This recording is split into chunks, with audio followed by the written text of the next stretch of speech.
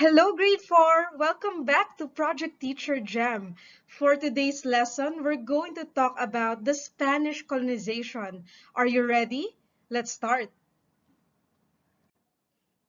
Students, did you know that in the 15th century, the Europeans believed that the power of any country depended on how much wealth it had gathered and how many colonies it had conquered?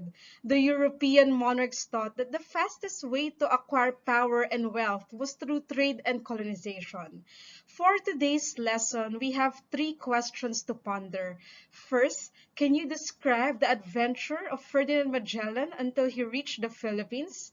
Second, what do you understand by the cross as a means of conquest? And the third one is, can you describe the status of Filipino women before the Spaniards came? For the first part of our lesson, we're going to talk about the sword as a means of conquest.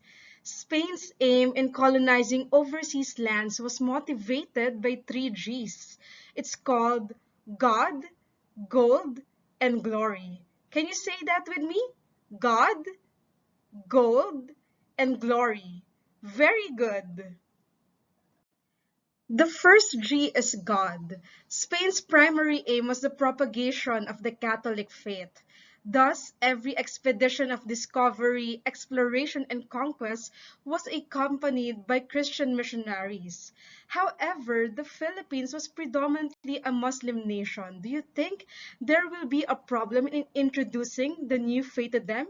Can you please type your answers on the comment box? The second G is called gold. Spain's second aim was a desire for gold or economic wealth arising from the struggle among European powers to monopolize the spice trade in Asia and to acquire riches. At that time, as it still is today, material wealth was a measure of greatness among nations. The last G is called glory. Spain's third aim mirrored its ambition to become the greatest empire in the world. With this goal in mind, Spain sent out several expeditions in search of new colonies. For some time, it experienced success in achieving its aims, but its fame and glory did not last long. One of the expeditions Spain sent out to look was for the Spice Islands, and it happened to reach the Philippines.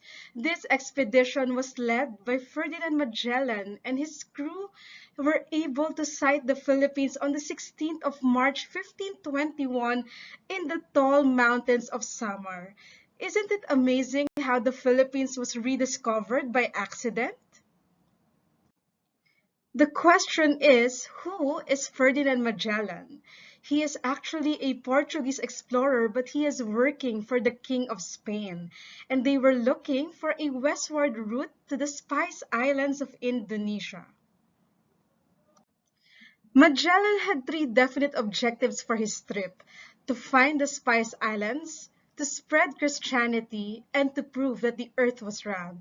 Because during the ancient times, the people believed that the earth was flat and they were too afraid to sail far because they might fall off the edge of the earth. But Magellan was different because he believed that if he sailed to the east, he would be able to reach the west. With all those goals in mind, Ferdinand Magellan left Spain with 265 men aboard five ships, namely Trinidad, San Antonio, Concepcion, Victoria, and Santiago. And of these ships, only three reached land after crossing the wide Pacific Ocean. These ships were Trinidad, Concepcion, and Victoria. Magellan arrived in Homonhon Island on March 16, 1521, and they were welcomed by Raja Colombo. With their goal of expanding Europe, Magellan claimed the island for Spain. His men left the island to look for bigger islands. From Limasawa, Magellan and his men left for Cebu. Cebu was then already a developed place under the leadership of Raja Humabon. Magellan expressed his intentions of being friends with the chieftain and the people of Cebu. He had a blood compact with the Spanish captain. On April 14, 1521, days after baptism of hundreds of Filipinos took place in Cebu, Magellan presented an image of the Santo Niño Jesus as a symbol of Queen Juana's conversion to Christianity, who was the wife of the Raja. Many chieftains near Cebu welcomed Magellan. Only Lapu-Lapu, ruler of Mactan Island, refused to do so. Magellan and his men then departed for Mactan to subdue the rebellious chieftain. Thus, on April 27, 1521, they came near the island. But because of the low tide, their ship could not dock, so the Spaniards were met by arrows from Lapu-Lapu's men. This led to the historic battle in which Magellan was killed. Seeing their leader dead, the remaining Spaniards fled to their boats and left Mactan Island. With Magellan dead, the rest of the men decided to return to Spain aboard their remaining ship, the Victoria. They arrived in Spain on September 6, 15, 2022. Magellan's death, his journey, had proven that indeed the world is round. Now let's talk about the second part of our lesson, which is the cross as a means of conquest. The power of the Spanish sword would have been nothing were if not for the cross carried by missionaries. They were very effective in pacifying the natives because they conquered the souls of the people and made them loyal to the King of Spain. In the guise of teaching the natives Christianity, the Filipinos became loyal subjects of Spain. The brave, well-armed natives were subdued by the power of the cross.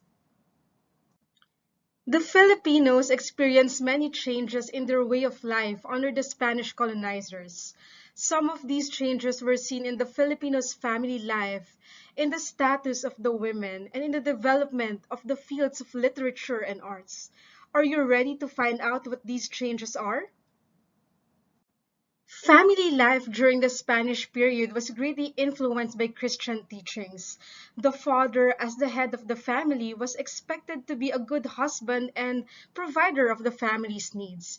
The mother was the caretaker of the house, and she was the first teacher of the children. She taught them prayers and the alphabet. And during that time, family ties were very close as parents gathered all their children at home before 6 in the evening to pray the Angelus and the Rosary. They go to church to attend Mass every Sunday and all holidays of obligation. Now let's talk about the status of Filipino women. What changed when the Spaniards came? Before, the Filipino women were highly respected by the Filipino men. Women get to participate in all activities around the community or the village, and they are also qualified to rule and lead a barangay. When the Spaniards came, they introduced practices different from what the Filipinos already know. For example, an unmarried girl had to be chaperoned everywhere she goes. And girls were not permitted to enroll in academies. Instead, they were sent to colegios in order to learn the household basics of sewing, embroidering, and cooking. And for those who doesn't have any intention to marry, they have to enter the convent to offer themselves the service of God. What a turn of events it was for the Filipino women back then. Literature in the early years of the Spanish period consisted mainly of religious articles such as prayer books, doctrinas, novenas, biographies of saints. These materials were popularly used by the Spanish missionaries to promote Christianity. The most famous reading material during the Lenten season or the Holy Week was the Passion, which is the story of the life, passion, and death of Jesus Christ. Filipinos had the chance to express their creativity through making plays. One religious play about the life of Christ is Moro Moro. It is a play depicting the fight between Muslims and Christians, where Christians end up as the victors and heroes and the Muslims as villains and losers.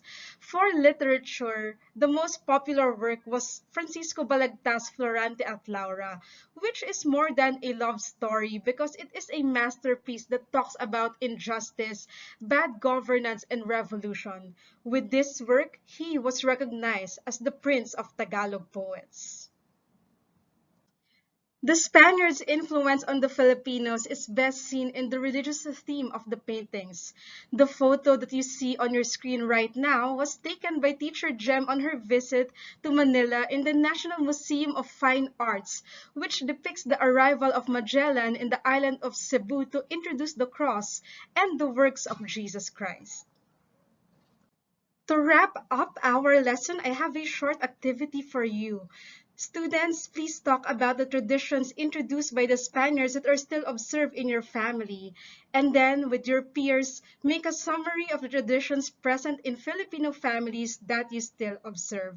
Please maximize your time and give your best.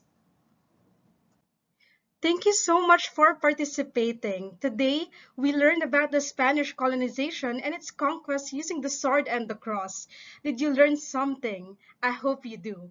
If ever you have questions, feel free to message me or leave a comment on the comment section below. God bless you, grade 4, and see you again.